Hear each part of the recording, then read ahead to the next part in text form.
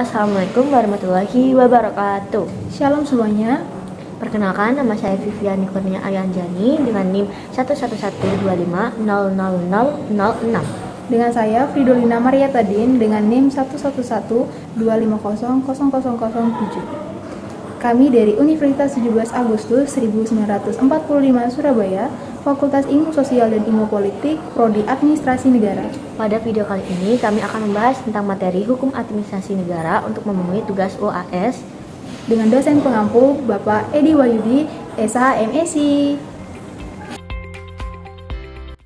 Yang pertama, konsep utama hukum administrasi negara.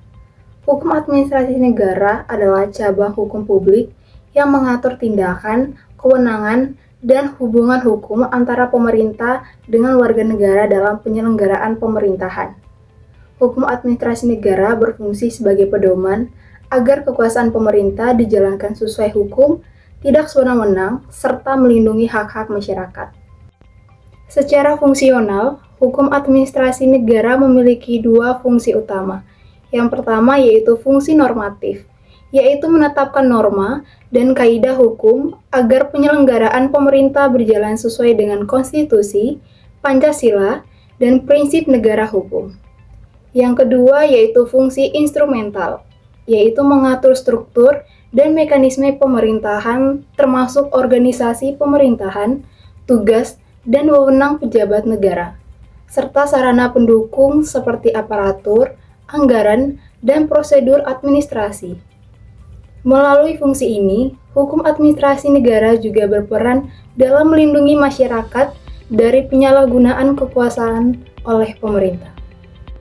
Tujuan hukum administrasi negara yang pertama yaitu mewujudkan pemerintahan yang tertib dan taat hukum. Yang kedua, mencegah penyalahgunaan kekuasaan. Yang ketiga, melindungi hak dan kepentingan warga negara. Yang keempat, menciptakan pelayanan publik yang adil dan efektif. Yang kelima, mewujudkan good governance atau pemerintahan yang baik. Tujuan utama hukum administrasi negara adalah menyeimbangkan kekuasaan pemerintah dengan perlindungan hak masyarakat, sehingga tercipta pemerintahan yang demokratis, transparan, dan berkeadilan. Yang kedua, pengawasan administrasi negara dan peran lembaga pengawas. Pengawasan administrasi negara adalah proses pengendalian dan pemantauan terhadap aktivitas administratif yang dilakukan oleh pemerintah untuk memastikan bahwa administrasi berjalan sesuai dengan hukum, transparan, dan akuntabel. Jenis pengawasan dalam administrasi negara ada dua. Yang pertama yaitu pengawasan internal, dilakukan oleh lembaga atau pejabat pemerintah di dalam struktur administrasi negara itu sendiri. Contohnya, Inspektorat Jenderal di Kementerian dan Biro Pengawasan Internal di lembaga pemerintah. Yang kedua, pengawasan eksternal, dilakukan oleh lembaga independen atau pihak luar untuk memastikan kejujuran dan integritas proses administrasi. Contohnya, BPK, Ombudsman, dan KPK. Yang berikut, peran lembaga pengawasan internal. Yang pertama, Inspektorat Jenderal bertugas melakukan pengawasan terhadap pelaksanaan kebijakan kementerian. Fokus utamanya adalah menjaga kepatuhan terhadap peraturan internal serta mencegah dan mendeteksi korupsi maupun penyimpangan anggaran. Yang kedua, Satuan Pengawas Internal atau SPI berperan mengawasi kegiatan internal di lembaga pemerintahan, khususnya pada aspek pengelolaan keuangan dan kinerja operasional. SPI membantu memastikan efektivitas, efisiensi, dan akuntabilitas organisasi. Yang berikut, peran lembaga pengawasan eksternal. Yang pertama, Badan Pemeriksa Keuangan atau BPK memiliki tugas melakukan audit atas pengelolaan dan tanggung jawab keuangan negara. Laporan hasil pemeriksaan BPK menjadi dasar evaluasi, perbaikan kebijakan, serta penegakan hukum. Yang kedua, Komisi Pemberantasan Korupsi atau KPK berfungsi mengawasi, mencegah, dan menindaklanjuti pidana korupsi dalam administrasi negara dengan fokus pada penindakan terhadap pejabat publik yang melakukan tindakan pidana korupsi. Yang ketiga, Ombudsman Republik Indonesia bertugas menerima dan menindaklanjuti laporan masyarakat terkait maladministrasi.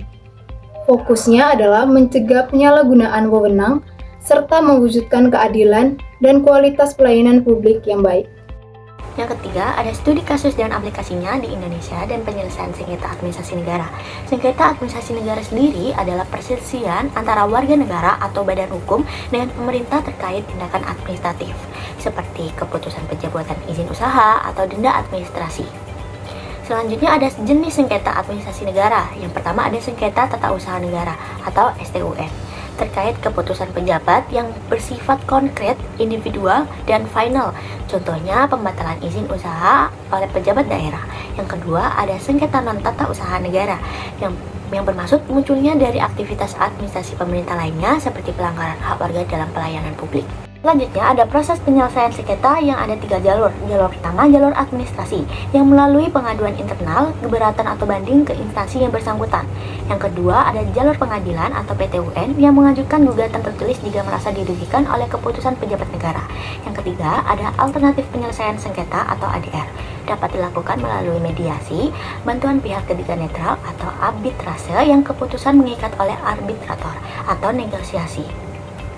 Selanjutnya, lembaga yang berwenang menyelesaikan sengketa ada yang pertama ada Pengadilan Tata Usaha Negara yang memeriksa dan memutuskan sengketa keputusan administrasi yang dianggap melanggar hak warga negara. Yang kedua ada Ombudsman Republik Indonesia yang menerima laporan terkait maladministrasi, yaitu penyalahgunaan dan wewenang, penundaan berlarut, dan memberikan rekomendasi perbaikan. Selanjutnya ada tahapan atau proses di pengadilan. Yang pertama, melakukan gugatan, yaitu penggugat mengajukan gugatan tertulis atas tindakan yang merugikan. Yang kedua, ada pemeriksaan. Hakim memeriksa bukti, saksi, dan argumen untuk menentukan kesesuaian tindakan dengan hukum. Yang ketiga, ada putusan. Dapat berupa pembatalan keputusan pejabat atau perintah melakukan tindakan tertentu. Adapun tantangan dan upaya peningkatan. Yang pertama, tantangannya yaitu berupa birokrasi yang berbelit, kurangnya kesadaran hukum masyarakat, serta keterbatasan sumber daya di PT-UN. Yang kedua, ada upaya untuk meningkatkan aksesibilitas PT-UN, transparansi dalam setiap keputusan pemerintah, dan sosialisasi hukum secara rutin kepada masyarakat. Materi yang keempat yaitu tanggung jawab pemerintah dan pegawai negeri sipil dalam hukum. Tanggung jawab dalam konteks hukum administrasi negara terbagi menjadi 2 ranah utama. Yang pertama ada tanggung jawab pemerintah, merupakan kewajiban otoritas negara untuk menjalankan tugas-tugas administratif sesuai koridor hukum yang berlaku. Yang kedua ada tanggung jawab PNS, yaitu kewajiban individu aparatur untuk melaksanakan tugasnya dengan menjunjung tinggi etika, norma, dan aturan hukum. Selanjutnya ada prinsip dan dasar hukum. Prinsip dan dasar hukum sistem tanggung jawab ini ditegakkan berdasarkan 3 prinsip utama, yaitu yang pertama prinsip legalitas, yaitu tindakan hanya dianggap sah jika memiliki dasar hukum. Yang kedua ada prinsip akuntabilitas, setiap keputusan harus dapat dipertanggungjawabkan kepada publik. Yang ketiga ada prinsip transparansi, yaitu proses administrasi harus terbuka dan dapat diaudit. Dasar hukum utamanya di Indonesia terdapat pada UU 05 tahun 2014 tentang Aparatur Sipil Negara atau ASN. Yang kedua ada UU 30 tahun 2014 tentang Administrasi Pemerintah, dan yang terakhir ada PP 053 tahun 2010 tentang Disiplin PNS.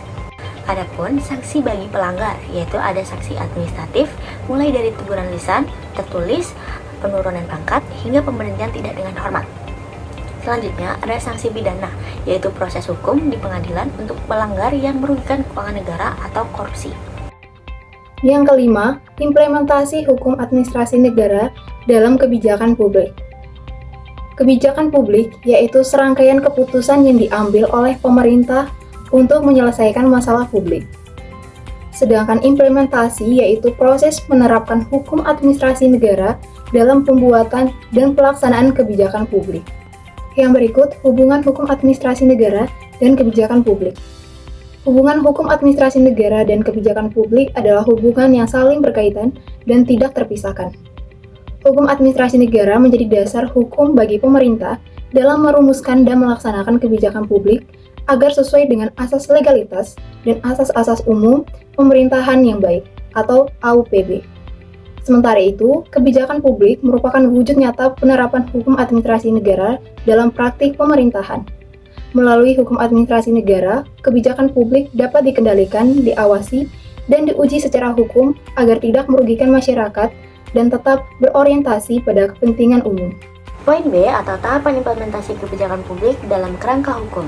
Yang pertama ada perumusan kebijakan, yang kedua ada pelaksanaan kebijakan, serta yang ketiga ada pengawasan. Poin C yaitu tantangan implementasi hukum administrasi dalam kebijakan publik. Yang pertama ada kurangnya kepatuhan terhadap hukum, yang kedua birokrasi yang lambat dan tidak efisien, yang ketiga ada keterbatasan sumber daya manusia dan finansial, yang keempat ada pengawasan yang lemah, dan terakhir minimnya partisipasi publik. Sekian dari kami, kurang lebihnya kami mohon maaf. Semoga dapat bermanfaat bagi kita semua. Wassalamualaikum warahmatullahi wabarakatuh.